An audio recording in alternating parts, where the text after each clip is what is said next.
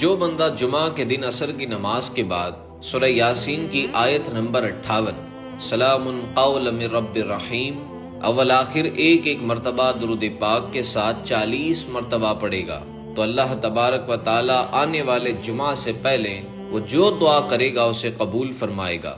Video پسند آئے تو کامنٹ میں سبحان اللہ ضرور لکھیں۔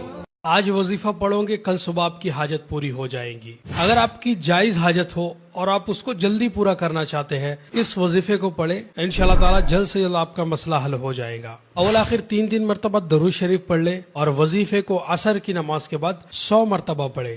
یا اللہ یا لطیف 100 مرتبہ پڑھیں اور دل میں جو بھی جائز حاجت ہے اس کے لیے دعا مانگیں اور ارادہ کریں، انشاءاللہ تعالی فوراً کل صبح ہوتے ہی آپ کی وہ حاجت پوری ہو جائیں گی۔